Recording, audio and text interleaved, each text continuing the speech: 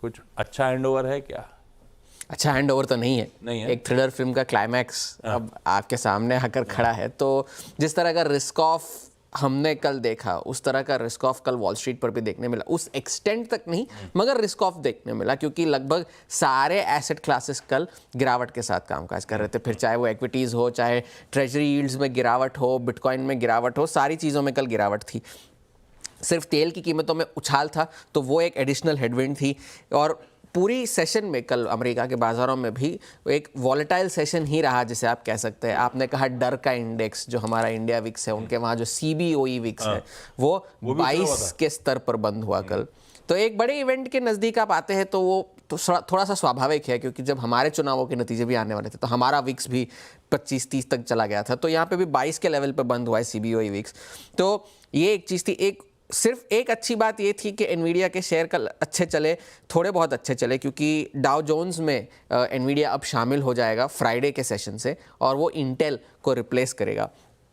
तो ये एक अच्छी खबर आई एनवीडिया के लिहाज से। आपको बताया कि सारे एसेट क्लासेस कल कमज़ोरी के साथ कामकाज कर रहे थे, तो एडिशनल हेडविंड्स वो है। लेकिन जो सबसे बड़ा फोकस अभी भी यही है, राष्ट्रपति चुनावों में अब क्या होगा। अभी भी लगभग सारे पोल्स, कोई एक ऐसा पोलस्टर नहीं है जो आगे चलकर ये कह रहा है कि ये उम्मीदवार अब आगे है। दोनों के फिलहाल लेवल पे है। NBC न्यूज़ ने 1000 वोटर्स का एक सर्वे किया अभी, और इस वक्त ट्रंप और हैरिस दोनों को 48% के वोट्स मिले हैं। और जो पिछले महीने यही आंकड़ा था वो हैरिस के फेवर में था, 49 और 44 था। एक समय ट्रंप के फेवर में आया था मामला जब बाइडेन की स्पीच गड़बड़ा गई थी, वो डिबेट गड़बड़ा डिबेट के बाद, और फिर जब हैरिस ने बढ़त बनाई थी और अब वो फिर से ट्रंप ने थोड़ी सी कवर अप कर ली है। ये तो NBC न्यूज़ का पोल है। अब PBS न्यूज़ ने एक और सर्वे करा है जिसमें उन्होंने हैरिस को बढ़त दी है, 51-47 की बढ़त दी है हैरिस को।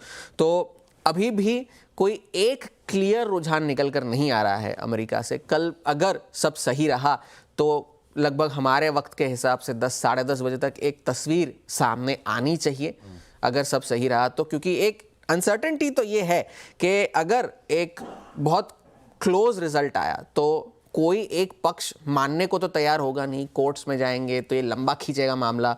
तो एनालिस्ट ये कह रहे हैं कि हफ्तों तक या शायद महीनों तक ये मामला चल सकता है अगर ये एक बहुत क्लोज फिनिश रही तो उस एक अनसर्टेनिटी वहाँ से वो है। मगर ये उनका ये भी कहना है हैरिस एनालिस्ट का कि एक बार जब तस्वीर साफ हो जाए तो इक्विटीज़ फिर से अपना जो लॉस्ट ग्राउंड है वो रिगेन कर लेंगे और ऊपर ही जाना है। उन्होंने S&P 500 को 6000 जाना ही है साल के अंत तक। और एक रिसर्च ये भी कहती है कि 1933 के बाद से किसी भी प्रेसिडेंशियल टर्म का जब अंत होता है तब तक इक्विटीज़ ने डबल डिजिट रिटर्न्स आपको दिए हैं, फिर चाहे वो डेमोक्रेटिक प्रेसिडेंट हो या रिपब्लिकन प्रेसिडेंट हो। ये एक अच्छी रिसर्च निकल कर आई है। मगर एक राज्य पर आपको ध्यान रखनी है, वो पेंसिल्वेनिया का राज्य है, क्योंकि वो एक स्विंग स्टेट माना जाता है। आमतौर पर ये डेमोक्रेटिक को वोट करते हैं, डेमोक्रेट्स को। मगर 2016 में उन्होंने ट्रंप को वोट किया था, 1988 के बाद पहली बार रिपब्लिकन्स को वोट किया था, और 2020 में फिर से जो बाइडेन को उन्होंने वोट दिया था। 19 इलेक्टोरल कॉलेज के वोट्स हैं पेंसिल्वेनिया के, और पिछले 4 इलेक्शंस में जो उम्मीदवार पेंसिल्वेनिया जीतता है वो राष्ट्रपति बनता है। और ये पिछले पेंसिल्वेनिया का क्लैरिटी नहीं है, लेवल है, ना 1 पॉइंट आगे ना 1 पॉइंट पीछे, लेवल है। तो वो पेंसिल्वेनिया पे आपको ध्यान रखने की ज़रूरत है। 7 स्विंग स्टेट्स तो है ही, उन पर भी ध्यान रखना है। तो आज NPC, जो चीन में NPC चल रही है, वो डे 2 है। और जापान में भी एक क्यूज़ निकल कर आ रहे हैं कि बैंक ऑफ जो एक पॉलिटिकल पार्टी उन्होंने कहा है कि बैंक ऑफ जापान को मार्च 2025 तक ब्याज दरें नहीं बढ़ानी चाहिए। तो आज भी काफ़ी सारा डेटा निकल कर आएगा। US का ट्रेड डेटा आएगा, सर्विसेज PMI आएगी। मगर जो फोकस रहेगा वो चुनावों के नतीजों पर होगा। कल सुबह तक इसकी तस्वीर शायद साफ होगी, मगर फिलहाल हैंडओवर कॉशियस है।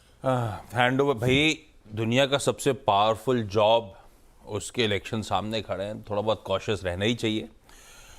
और अगर तो लैंडस्लाइड होना है तो कुछ घंटों में कल सुबह पता चल जाएगा पोलिंग के बाद, नहीं तो रिकाउंटिंग में फंसता है मामला, कुछ दिन लग जाते हैं। तो शायद इस हफ्ते आंसर मिल रहा होगा।